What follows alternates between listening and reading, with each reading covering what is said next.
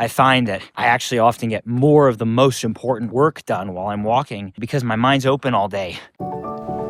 A divergent focus, an open focus. It's again when the downloads start coming, the intuition starts coming, the insights start coming, because you can't get those from, as Dispenza would say, inside of the program. Fantastic. Life is very good on the Camino de Santiago in Spain. All right, everybody. It is day 2 on the Camino. What is up, bruh?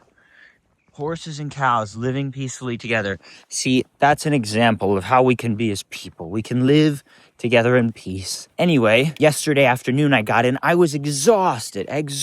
So now we walk. Shorter day again. My goal, to be intelligent with my legs not being super prepared, is to build up day by day. So did like that 28+ kilometer day yesterday. So now it's like an 18 kilometer day, which is much less. Also because I'm not crossing a mountain. So I'll go like average 20 maybe for 3 days. And then I'll bump it up, start hitting 25ers and then 28, 30 and just start knocking that out and then get up to like 35, even 40 on occasion. Nothing like looking up a river to stir up the spirit of exploration in a young man with a backpack and some hiking poles. I just had like an hour-and-a-half phone call while walking through the forest with our designer. We're doing a lot of cool rebranding. The whole conversation was about branding for the light diet. This whole thing that I'm doing here, vlogs and content, I've been really wanting to do more and share more over the years. And I've been so focused on the company, which I'm really happy about. But I've been feeling more and more like it's time to create something on this front. And I've made some organizational changes in my company that allow me to do that. I find that I actually often get more of the most important work done while I'm walking, not necessarily at the moment I'm walking, but because my mind's open all day to information. Just like when you're surfing. When you're surfing, you're just out on a board, you don't have your phone, you just kind of end up in a trance. You're open to new information in that state, like Joe Dispenza talks about. It's pretty cool, you know, when you stop thinking about all the things in your life that you have to do and all the places you have to go, then all of a sudden you have the opportunity to open up to new information. Right? Like when we get into the hormones of stress, thinking about the known and the familiar, essentially we narrow our focus. Like if you see a lion or a tiger, you narrow your focus. Your breathing, speeds up and gets more shallow so you can go survive, right? And your energy's not on the unknown and possibility, it's on the known. Well, most of us are doing that all day long with, and myself included, a lot of the time, I have to do this next, and I have to do this next, and I have to do this next, and da-da-da-da. And there's no time to see things differently or the way they are. There's no time for that. There's only time to see things the way your super narrow, limited focus from a survival perspective allows you to see it. And do you really think that that's all of reality? The great philosophers and all this came up with ideas when they were in fights with their girlfriend or boyfriend? Nah, that's not how that happened. It's when they're out in nature, walking through the fields all day. That's what Henry David Thoreau and these people said. He's like, I don't feel like a human if I don't walk through the fields for 4 or 5 hours a day. Well, that's what the Camino is all about. And the beauty for me is that I get to have novelty. I get a new path every day. I don't have to follow the same path and see the same things every day, which, not that there's anything wrong with that, but the fact that you can do this and be in a new place every day, it creates that constant and additional level of novelty in the mind by having novelty on the outside. Opening your mind up to nothing, openness is great. I've been walking for 3 hours. I've probably covered, I'm going at a pretty steady pace, which would be about 3 miles an hour, 20 minutes a mile, which means I've probably gone about 9 miles. I have 18 kilometers to do, which is 12 miles or so. It's quite a short day as far as the Camino is concerned after the very, very long day yesterday. And so I probably have 1 more hour to walk. All right, so after what feels like a very short day of walking, we have arrived in Zubiri, a beautiful stone bridge here, and a beautiful river which I will swim in, because who can stop me? There's a beautiful little bank there. I will absolutely be swimming in this river and sunbathing on that bank. Spanish people are so goddamn loud, it's crazy. Like, you just sit inside a cafe and the decibel level is like deafening. I love them. I love them, but why are you guys so loud? Like, you don't need to talk so loud. You could just talk at a normal level. I'm talking at a normal level, and I can't even hear myself think. It's just so funny. What is wrong with you guys? I love you, but what is your issue? In Spain, ensalada mixta, mixed salad's always the same. Lettuce, olives, egg, some tuna, and tomato as a bread. And then I add olive oil and vinegar. Today they gave me some peppers. Let's go.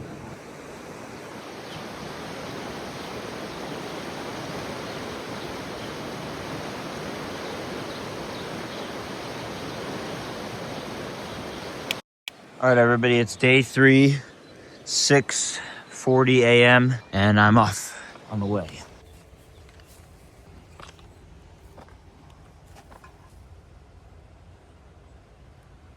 Hi, beautiful. Nothing like some good industry to keep everything moving.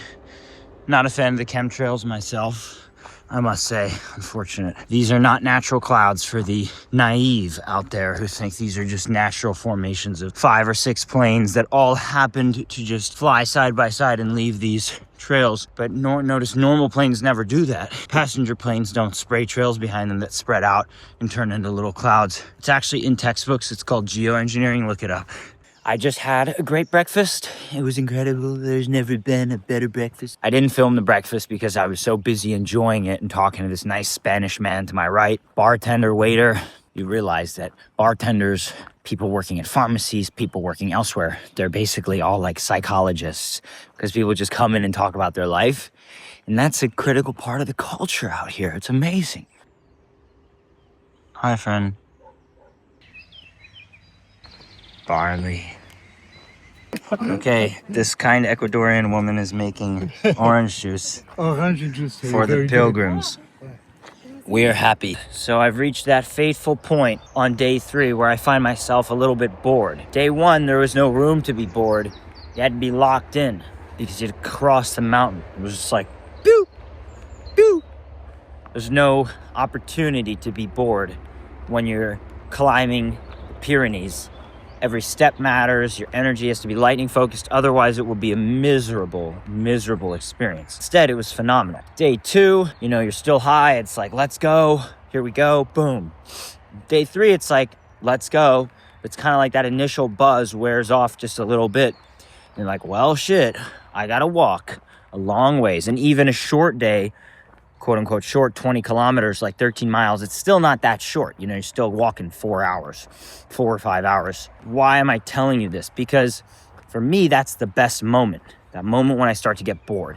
Because I realize in that moment, I'm experiencing something, a state of being bored, which I almost never experience in my daily life. Why?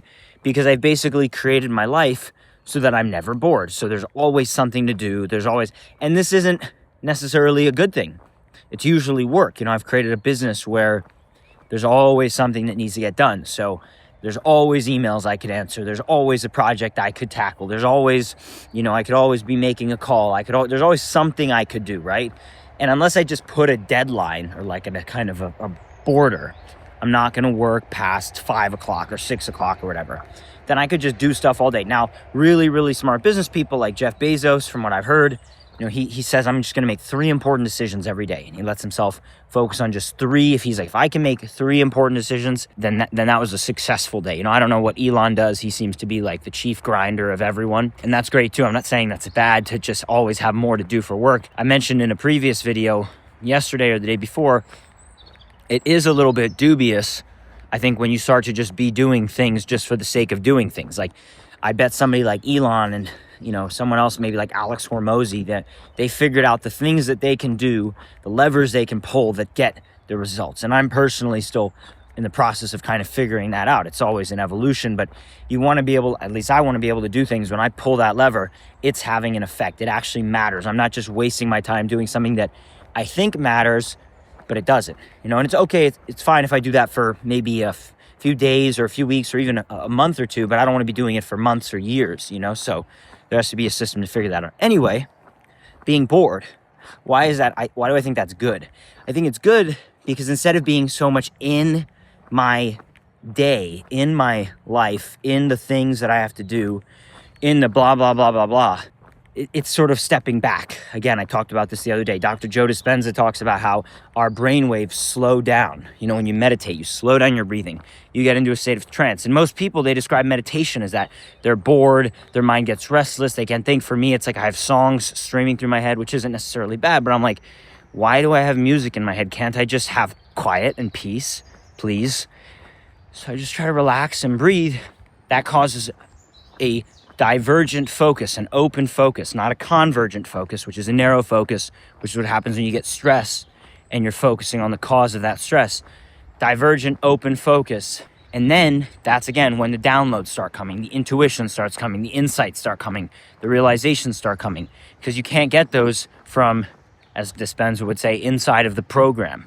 You can't get them when you're stuck in your day-to-day, all the things you have to do. Those come when you actually take the time to step back. And that's why I'm doing the Camino, because it's an opportunity, you know, take a month out of a year and say, like, even unconsciously, not even actively asking the question, but what do I know? What do I not know? What am I missing?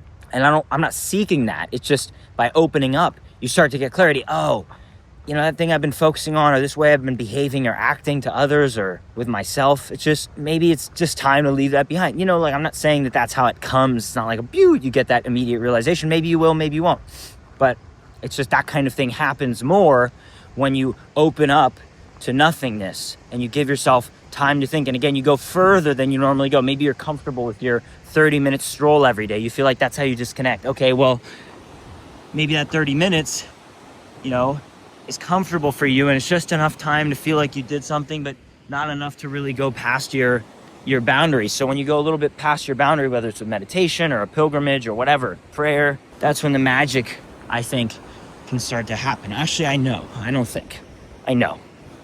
All right, so about 4.5 hours later, 20.5 kilometers and around 361 meters of elevation, which is about 1,000 feet, crossing one of the most important bridges into Pamplona, Spain.